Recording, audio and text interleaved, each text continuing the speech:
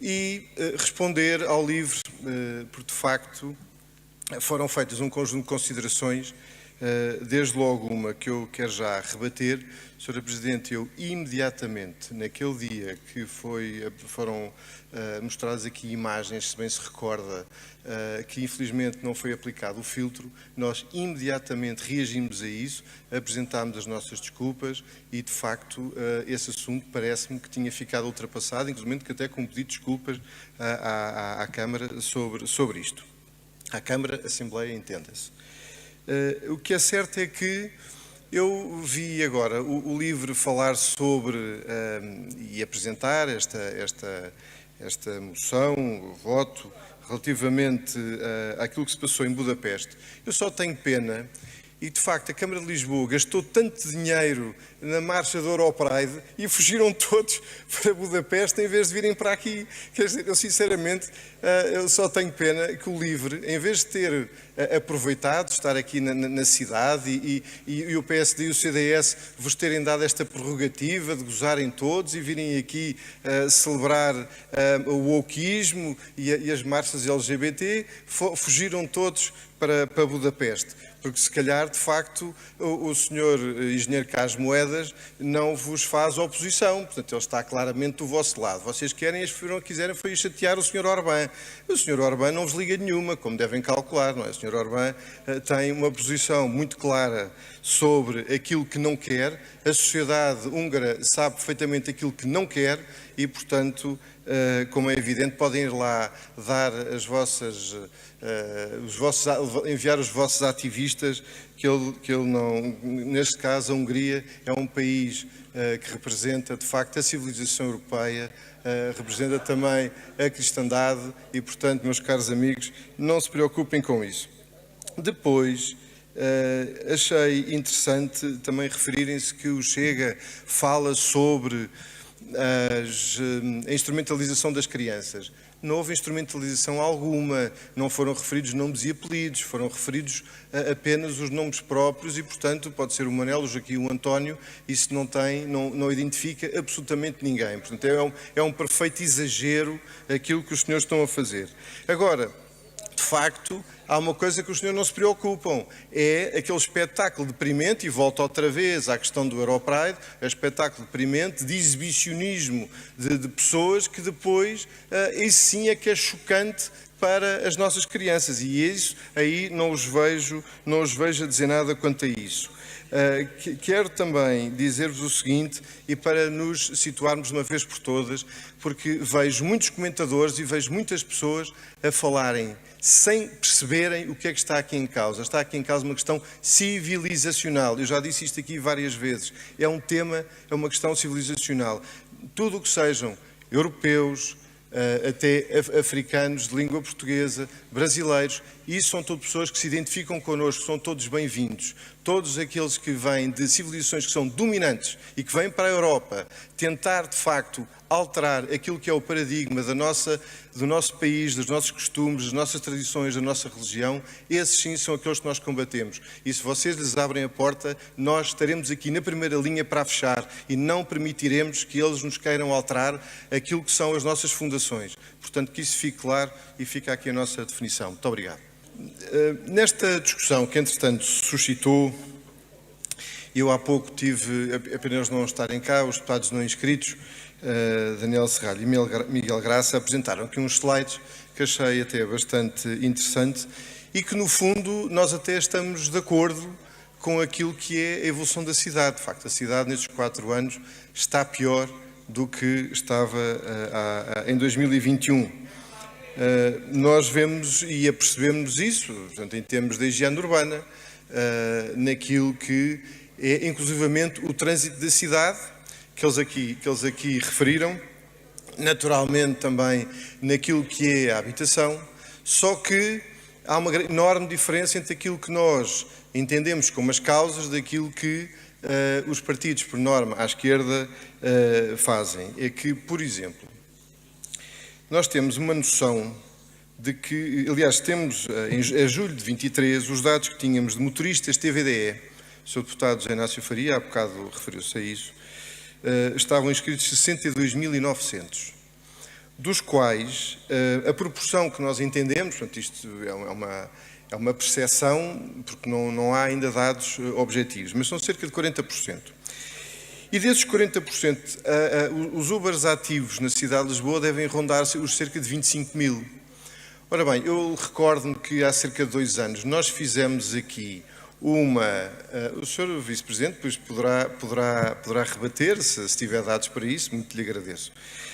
O que é certo é que nós fizemos aqui uma recomendação há cerca de 2 anos atrás, em que nos referimos exatamente a uma proporção que tinha que existir entre os táxis e os Ubers. Inclusivamente até porque nós sabemos que, infelizmente, não há assim tantos portugueses a serem motoristas de Uber. O que nós vemos é, sobretudo, pessoas que vêm do Paquistão, do Bangladesh e de outros países, que nem sequer têm carta de condução em Portugal. Estamos a falar de um conjunto de irregularidades que são do conhecimento geral e, no entanto, nada é feito quanto a isto. Portanto, é a primeira coisa. Depois achei interessante que foi-se aqui falar das pessoas em situação de sem-abrigo e da Guarda do Oriente. Nós assistimos neste mandato ao profundo descalabro que não havia uma agulha que coubesse na Guarda do Oriente e depois a determinada altura teve que se fazer, era de tal forma vergonhoso que se teve que fazer uma intervenção e colocar as pessoas de qualquer lado. A esquerda ficou muito indignada, mas realmente o que é certo é que as pessoas tiveram que sair dali e depois atiram as culpas uns para os outros e até tentam medir quem é que tem menos. Nós tínhamos 200, nós agora só temos 30. Quer dizer, como disse ali o Sr. Deputado do CDS, novos tempos melhores que os velhos tempos, com o seu slogan. O que é certo é que, desculpe lá, para quem está a assistir e pós lisboetas é tudo uma vergonha. Portanto, quanto a isto. Depois, o que é que nós queremos, neste caso, e agora vamos diretamente ao nosso voto de saudação sobre aquilo que, de facto, interessa, que são, e para já, as forças policiais. E nós, 2 de julho, saudámos a PSP, que se tem adaptado às profundas transformações políticas, sociais e tecnológicas, mantendo-se sempre fiel à sua missão de assegurar, de forma próxima, humana e eficaz, a segurança das populações. Nos grandes centros urbanos, com destaque para Lisboa, a PSP enfrenta desafios exigentes. O crescimento dos crimes como os furtos de carteiristas, que nós também já aqui inúmeras vezes salientámos, os roubos com violência e os crimes sexuais, aliados à pressão turística e à diversidade populacional, torna ainda mais relevante a presença ativa e visível da polícia. São muito discutíveis as conclusões do Relatório Anual de Segurança Interna, o RASI, e nós entendemos que se observam acréscimos preocupantes, como, por exemplo, os roubos por esticão aumentaram 8,7% em 2024, mais 174 participações. Os crimes por violação registaram 543 casos em 2024, mais 49 do que em 2023. E aquilo que eu gostava também que ficasse esta percepção e esta noção, quantos crimes, por vergonha ou por outros motivos, não são denunciados, nomeadamente quanto às violações. O fenómeno dos carteiristas totalizou 5.762 ocorrências e, portanto, a atuação de proximidade da PSP, nomeadamente através das quadras de bairro, dos programas de prevenção em meio escolar, das equipas multidisciplinares de apoio às vítimas, tem-se revelado decisiva para a criação de laços de confiança entre os cidadãos e as forças de segurança. Mas o que é certo é que nós fazemos aqui um voto de saudação e não podemos deixar nem esquecer aqueles agentes da polícia que se suicidaram ainda muito recentemente, conforme foi noticiado. A taxa de suicídio das forças de segurança ser quase o dobro da taxa da população em geral. O número de polícias que se suicidam supera o número de mortes em serviço, que até o insuspeito polígrafo nos dá razão, que é, evidentemente, uma calamidade. E, portanto, nós entendemos que fomos, em Lisboa, os pioneiros a propor que fosse atribuída à Polícia Municipal, neste caso, uma cota de habitações municipal e PSP para responder à falta de habitação, portanto, a colocar cotas na habitação acessível e, sobretudo, outro aspecto que nós aqui fomos também pioneiros em dizer que a Polícia Municipal precisa ter mais poderes de atuação, desde logo, e depois o Engenheiro Moedas veio atrás, dizer que a possibilidade de deter e levar para a esquadra. E, portanto, queremos hoje saudar a PSP, em particular o Comando Metropolitano de Lisboa, pelo cumprimento da sua missão e reconhecer o esforço e o profissionalismo dos seus agentes. Muito obrigado. O PST apresenta-nos aqui hoje um voto de saudação e uma moção, a alteração do licenciamento zero. Nós, de facto, também acompanhamos aquilo que foi referido pela Iniciativa Liberal. Achamos que a Câmara tem uma visão mais ampla, inclusivamente para dar a possibilidade de, até de escolha daquilo que nós entendemos deve ser certas limitações a determinadas atividades. Já aqui falámos no passado e, portanto, se nos limitarmos apenas à Junta de Freguesia, de facto, isso pode não acontecer e, portanto, naquele ponto C, também não iremos acompanhar. Para todos os efeitos, estamos de acordo com esta moção relativamente ao licenciamento zero, inclusivamente o grupo parlamentar do Chega, já no mandato anterior e agora neste, irá apresentar muito em breve também uma solução quanto a este assunto. Mas nós vínhamos aqui, sobretudo, para falar sobre este voto de saudação à nomeação de Carlos Moedas para vice-presidente da House Advisory Board. E eu achei interessante porque nós já estamos habituados a que o engenheiro Carlos Moedas receba prémios dos seus amigos europeus e, portanto, este é mais um e, portanto, é um prémio. Não deixa de ser um prémio, ser nomeado não deixa de ser um prémio. E, portanto, aquilo que nós queremos dizer é o seguinte, é que, pese embora toda esta propaganda que é paga a peso de ouro e o tal Euromilhões que representa o PPR para este Executivo, Carlos Moedas não só não resolveu o problema da habitação, como esbanjou uma brutalidade de dinheiro. E aquilo que eu gostava de dizer também aqui, e também já aqui falámos no passado, é que atribuiu cerca de 25% das casas de renda acessível a não portugueses. E, de facto, ainda há 2 semanas tivemos aquela atrapalhada que são os sorteios, dos sorteios da Câmara, que inclusivamente geram enormes suspeitas. E, portanto, nós temos recebido imensas queixas de pessoas que se candidatam, que não conseguem obter casa e veem outros passar à frente e, portanto, o sistema é opaco. Nós vamos, com certeza, conseguir denunciar mais à frente um conjunto de situações e, portanto, não podemos de forma alguma acompanhar este assunto, porque, infelizmente, aquilo que se passa na habitação em Lisboa, no nosso entender, é tudo menos claro. Muito obrigado, Sr. Presidente. Este é um parecer que foi feito pela primeira Comissão, relativa à proposta 283/2025, 28 de maio, da Câmara Municipal de Lisboa, relativa à constituição de um direito de superfície a favor do Centro Desportivo Universitário de Lisboa, CDUL, sob um prédio municipal, cito, no Lumiar. Esta proposta foi apresentada e subscrita pelo Sr. Vereador Rui Cordeiro, do PSD, foi aprovada com 16 votos a favor e uma abstenção do LIVRE, e que pretendia aprovar, submeter à apreciação da Assembleia Municipal a constituição de um direito de superfície a favor do Centro Desportivo Universitário de Lisboa, o CDUL, sob o dito prédio municipal, cito, no Lumiar. E quer-se dizer, nesta altura, que o CDUL é uma associação de natureza jurídica de direito privado sem fins lucrativos, tendo obtido o seu estatuto de utilidade pública em 1993. Dizer também que, para que fique para o futuro esta informação, que atualmente o clube conta com mais de 500 atletas inscritos na Federação Portuguesa de Rugby, desde o escalão sub-8 aos séniores, tendo cerca de 330 atletas nos escalões de formação e dá apoio às escolas de formação e equipa sénior com mais de 50 colaboradores entre voluntários e treinadores. A Direção Municipal de Gestão Patrimonial verificou que, em termos de gestão patrimonial, o terreno pretendido integra o regime de disponibilidade, não estando afeto ao cumprimento de nenhum programa municipal.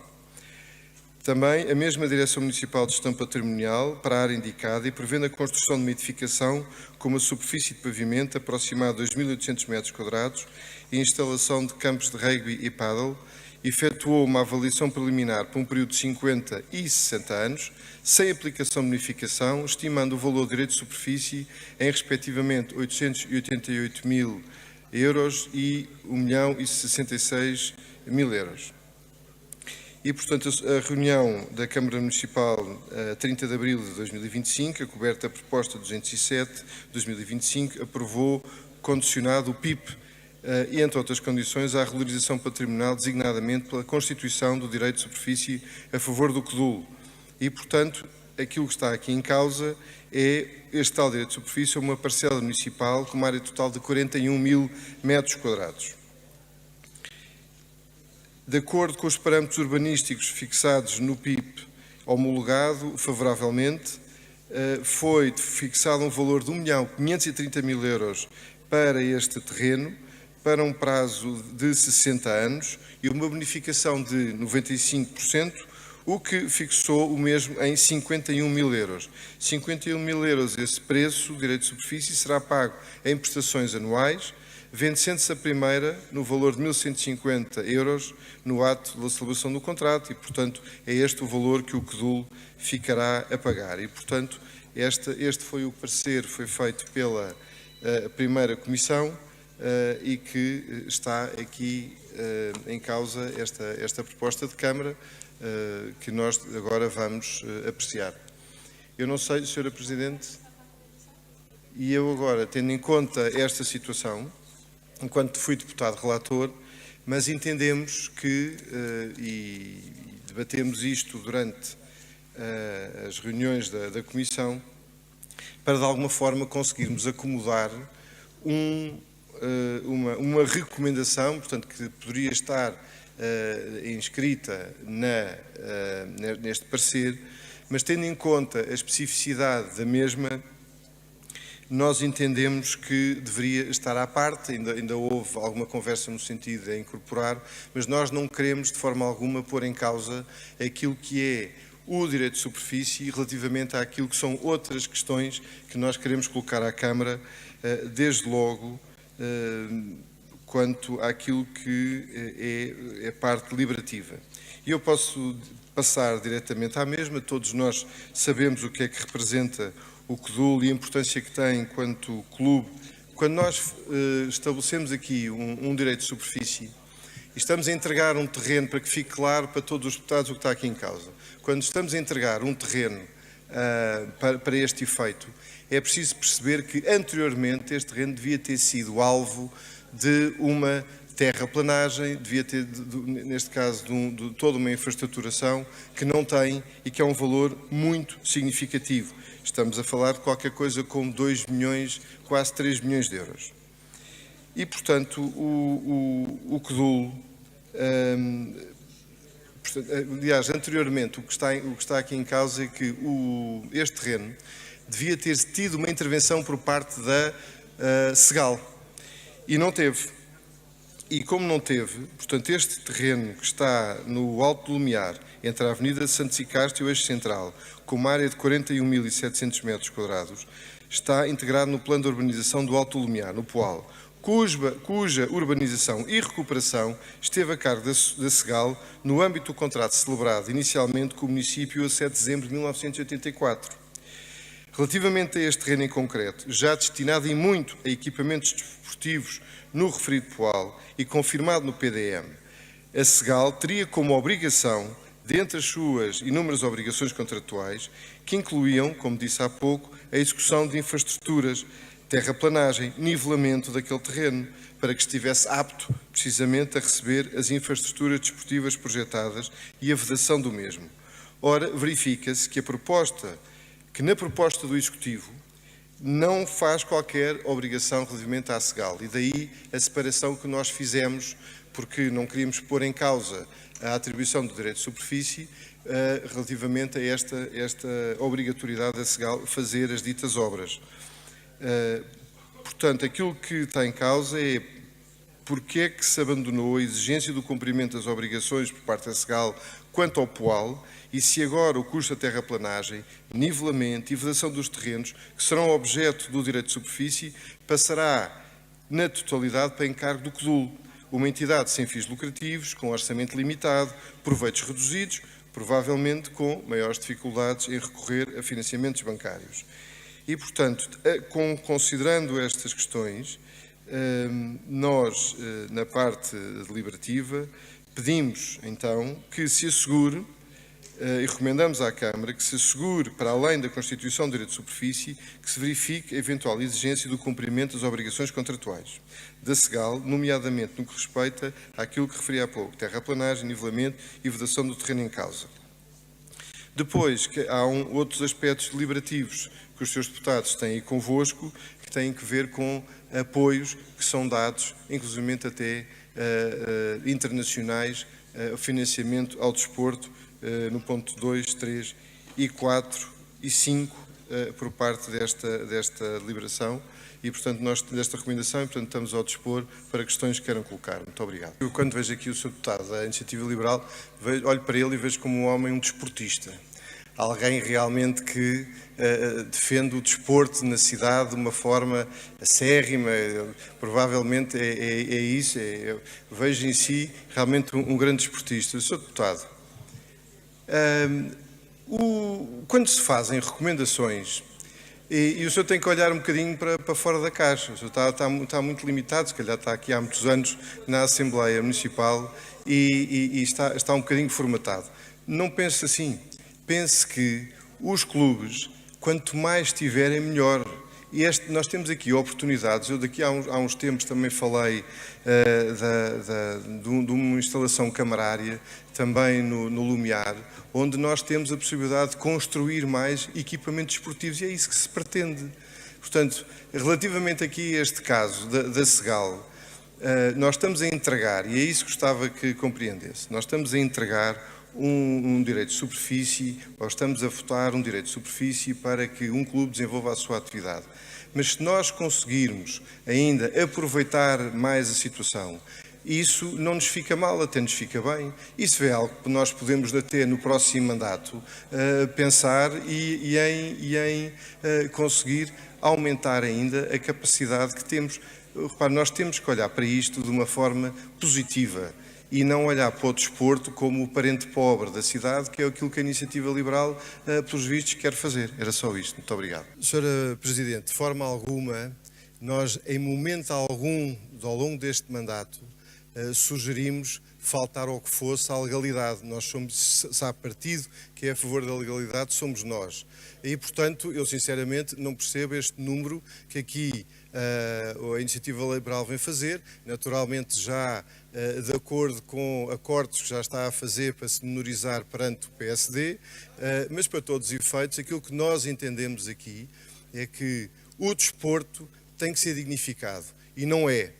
Corresponde a 0,5% do orçamento da Câmara. E, portanto, nós, Sra. Presidente, temos uma posição muito grande quanto ao desporto, queremos de facto que haja um grande desenvolvimento e não vemos que isso aconteça. E, portanto, temos toda a legitimidade de aspirar a mais. E aspirar a mais não é problema algum, por muito que a Iniciativa Liberal não queira. Muito obrigado. Temos aqui dois votos de toponímia. Neste caso, de recomendação para a atribuição de homenagem toponímica, e eu quero-me, neste caso, portanto, referir ao nome de Vasco Granja.